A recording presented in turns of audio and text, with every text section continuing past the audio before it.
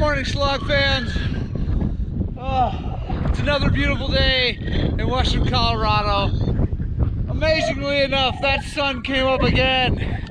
It's a good day. I'm out here a bunch of goats with the pup. Hey pup, that's a good dog, that's a good dog. And yeah, we're socially distancing ourselves this morning before we go into the shop and do a metric ton of work. Got so much work to do. It's so awesome. Feeling so grateful, so blessed to have all this work in these crazy times. And guys, if you're out there and you can't work, just know that I'm thinking about you. I'm really sorry. And hopefully this whole thing passes over quickly and we can get back to business as usual. But if you have an opportunity, I highly recommend you go ride your dirt bikes, because our BLM office, I talked to one of the upper ups there yesterday, and they have no plans, zero, of closing trails. That is a myth if you're hearing that. Now, other states I can't speak to, other sides of this state I can't speak to, but our BLM office here in Montrose is leaving the trails open. They don't want people camping. They're probably going to close the bathroom facilities down to keep the congregation of people down, but you can go recreate. So, and our governor said that we could have, you know, we could go out and exercise. Dirt biking is exercise. That's all there is to it. So, the pups and I are going to get our exercise in, and then we're going to get after this daily slog.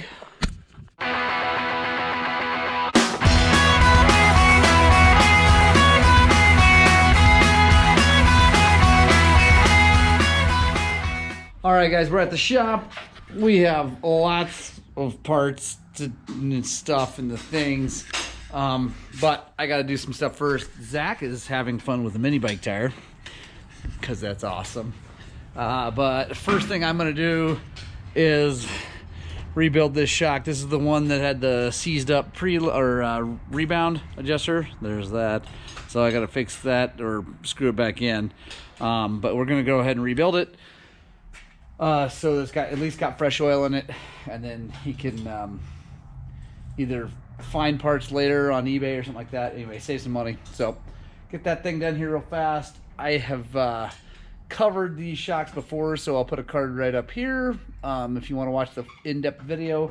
But for you Shlog fans, we're just going to get highlights right now.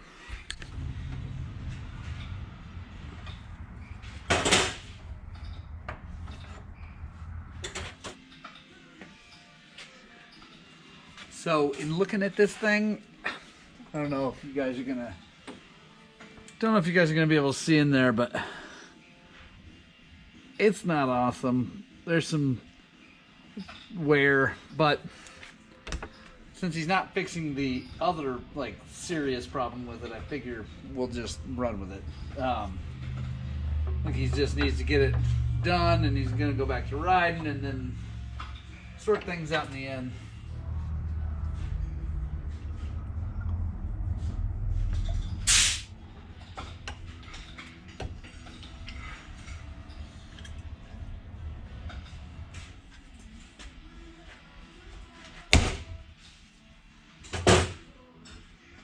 All right, so now we are going to try a new product to me. Not new in the world, but new to me.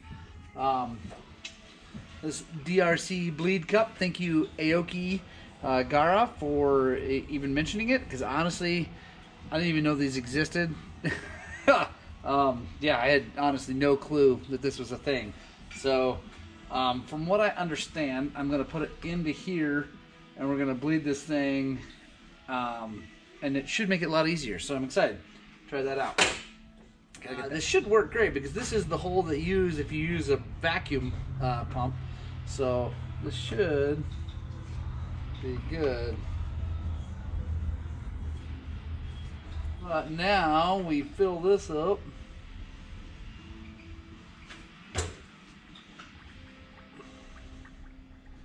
Lots of bubbles so far. Check this out. So you got this.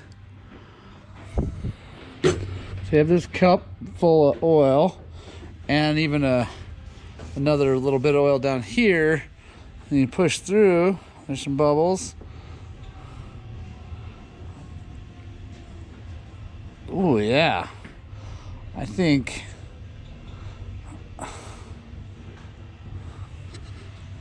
Ha! Thank you, Aoki, for even mentioning this, because I honestly didn't even know this existed.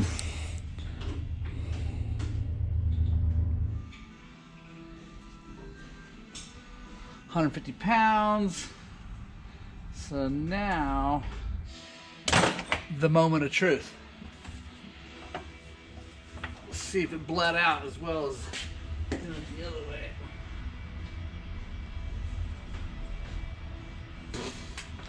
Perfect.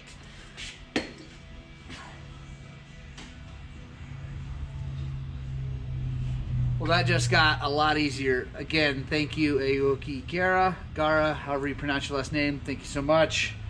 Stoked. Super stoked. That's awesome. So, there'll definitely be a link in the description for these things. They make them for, this was specific for KTM, they make them for Yamahas, Honda, whatever. So, yeah, that is totally worth the money.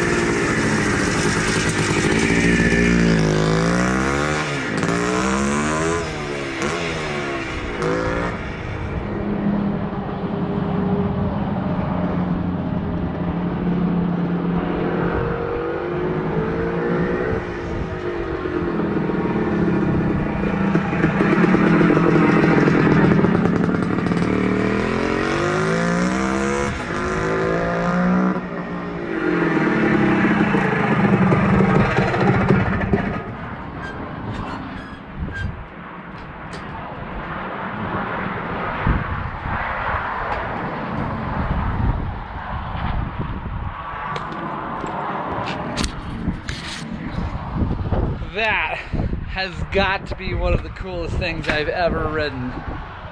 Oh my gosh. Guys, if you ever get a chance, you have got to ride one of these things. It's ridiculously fast. It has terrible brakes, no suspension. Yes, 100% yes. Thank you, Don, for letting me work on this bike. It really means a lot that you trust me with this baby. Thank you so much.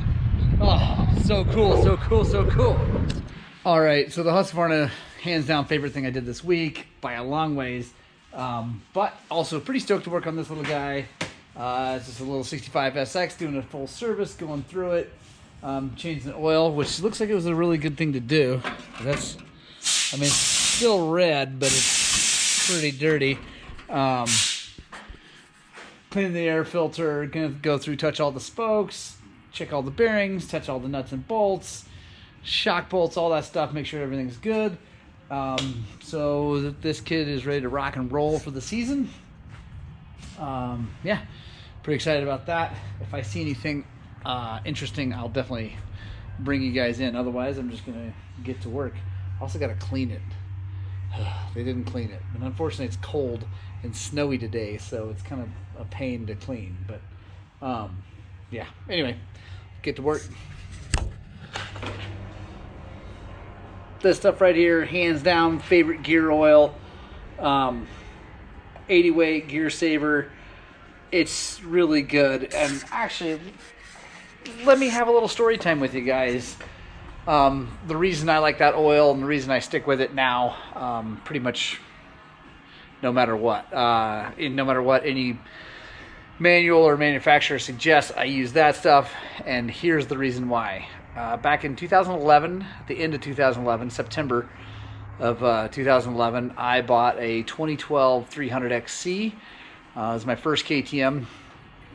And I'd been using the Gear Saver oil in my Yamahas forever, so I just decided to use that and forget the Motor X thing because it had always been good. It was a little less than Motor X, so I'll use that. Fast forward to November of that year, so not very long afterwards, I went down to Oklahoma to the Gold Rush, big race that we go to every year. If you guys have been watching our stuff long enough, you know that we went this year and I had a complete debacle in the mud. But went to that race, and the first day of the race, so it's a 3 days worth of racing. And on the first day, I took off as an 80-mile race-ish Grand Prix cross-country thing. I took off, and after the first lap, I started noticing some weird sounds coming out of my motorcycle. And I kept looking down at my feet, trying to see if there's any oil anywhere or anything weird. I'm looking at the bike, but I'm racing, right? So not paying too much attention. And then all of a sudden, the clutch starts going roo, roo, every time I like feather it. And I'm like, this is not good. But I couldn't see anything wrong, so I just kept hammering down. And it was, like I said, it's my first KTM. I thought, wow, maybe this is the noises that they make. Maybe this is why I haven't ever owned one before. And I finished the race, and it's just making lots of noise. I'm like, God, what is wrong? And I get off, and I look down, and up underneath the bottom of the clutch cover, there's a hole, like just a perfect circular hole. And there's no oil in the transmission, none. Like, it's empty. I took the drain plug out, and nothing came out. It was empty. So I'm like clearly bummed and super, super sad. I just blew up my brand new motorcycle. Oh my gosh. Oh, and now I can't race the rest of the time I'm here because I don't have a bike. So I'm super sad. And I was supposed to race the night race that night, so I didn't. The next day comes, and my wife, the wonderful woman that she is, goes, Morgan, well, can we just JB weld that hole and pour more oil in it? I mean, the bike finished the race, so can you break anything worse? I'm like, probably not. I mean, it's probably junk anyway. So 20 minutes before the start of the race, I get some quick steel epoxy the hole, borrow some training oil. I didn't have any training oil from a guy. I pour it in there, and I race the next whole day, full day of race, another 80 miles. Zero problems, nothing else. I come back home. I ordered a clutch because I figured at least the clutch is bad. And when I poured oil back in it, it didn't make any more noises. It ran great. So I order a clutch, and I take the inner clutch cover off once it shows up, and that thing looked perfect. Every bearing that you could see, everything looked absolutely perfect. And I ended up running that bike for 500 plus hours without any issues with the transmission or clutch or anything. I did put the new clutch in because I had it, but I kept the other one, the original one, and I actually put that back in later when I wore the clutch, the second clutch out. So I like Bel-Ray Gear Saver 80 weight. The stuff is great. It's cheaper. It's $13.50 or something like that. So I'll put a link in the description if you guys want to buy some of that on Amazon. It's awesome stuff. It's really good. It works really, really, really good. So I'm going to pour that in this little 65. Check and make sure it's got coolant. Looks good. Even though the bike is super dirty, okay, it's not super dirty, but dirty, the correct side of the air box looks perfect. Looks good. So that makes me very happy. He's been taking good care of it.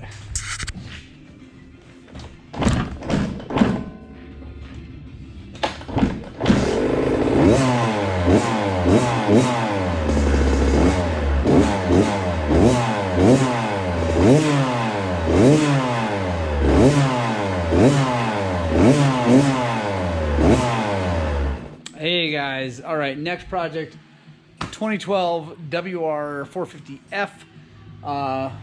Customer complaint is that it will not charge the battery. He has replaced the battery, he's replaced the regulator rectifier, and he has replaced the stator, all with OEM components, and it still won't charge. So now we got to figure it out.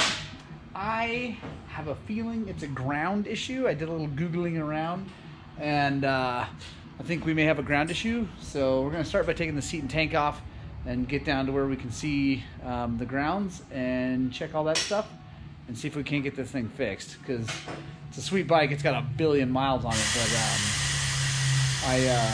yeah, I think we can fix it, and hopefully it's no big deal.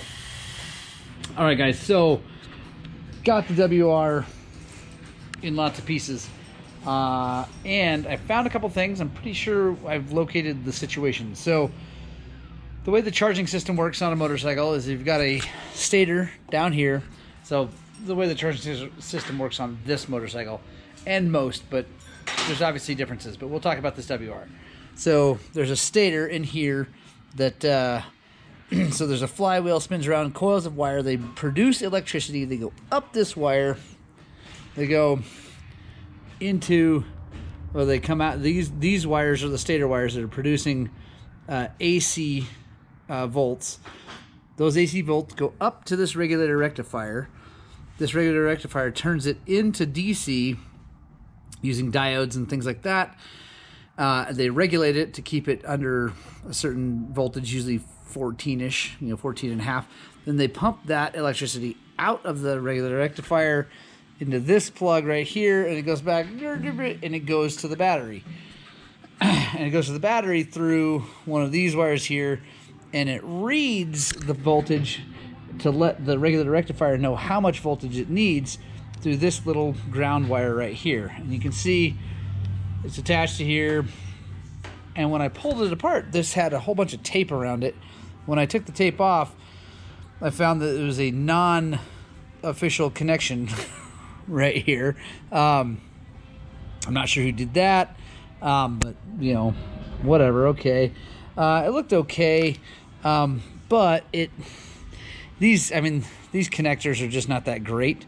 It's not soldered on there. It can definitely kind of corrode and not do that good.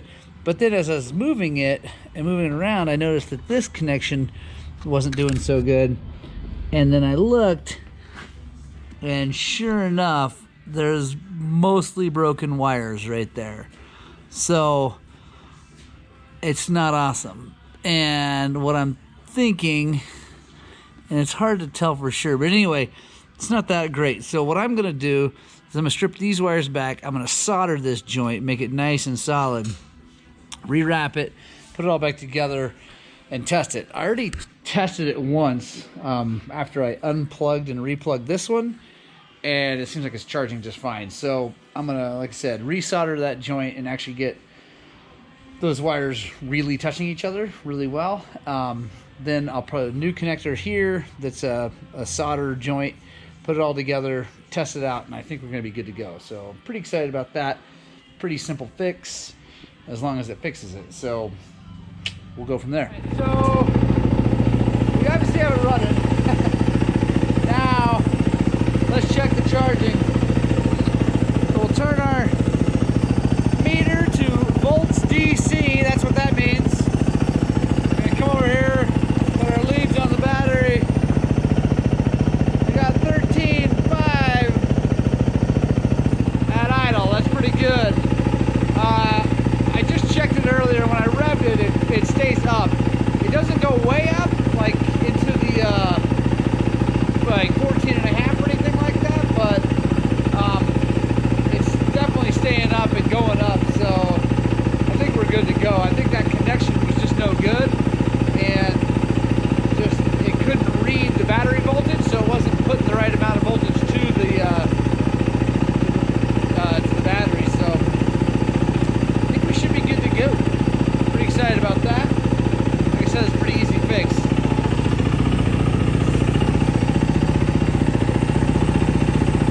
What I'm going to do to kind of confirm it is that I'm going to let the thing sit overnight, and when we come in